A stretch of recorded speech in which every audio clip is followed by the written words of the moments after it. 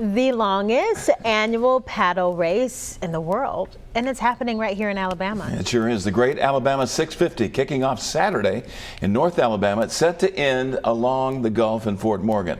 Fox 10 News' Lee Peck on the story for us tonight. Lee, you got lucky and caught up with the front runners.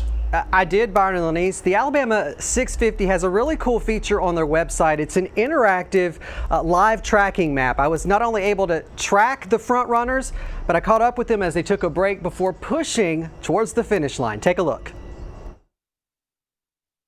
Taking off 5 days ago, the second annual Great Alabama 650 left Weiss Lake Saturday. With scenes like this, the 650-mile paddle race aims to promote Alabama as a paddle destination.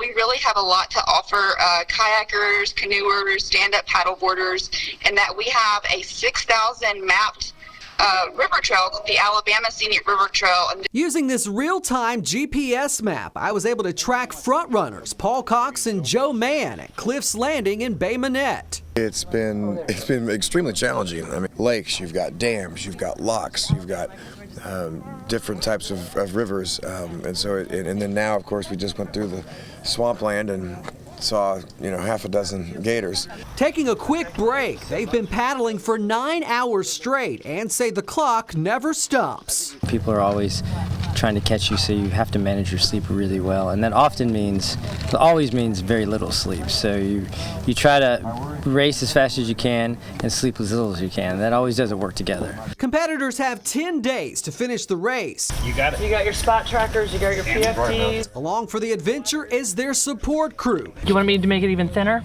This stop, they're changing out kayaks as they head out into Mobile Bay. So it's almost like we're a pit crew for NASCAR.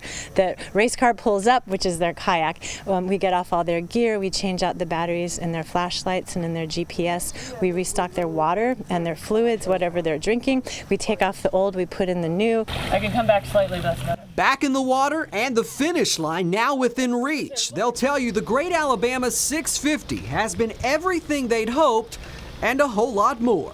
It's the beauty of, to have the mountains and the ocean in the same race, it's pretty unusual, Yeah. So something you won't forget? Oh, absolutely. No, I'll never forget this. And my family will never forget it because I'll be telling them the stories forever. And they will likely have some great stories when it's all said and done.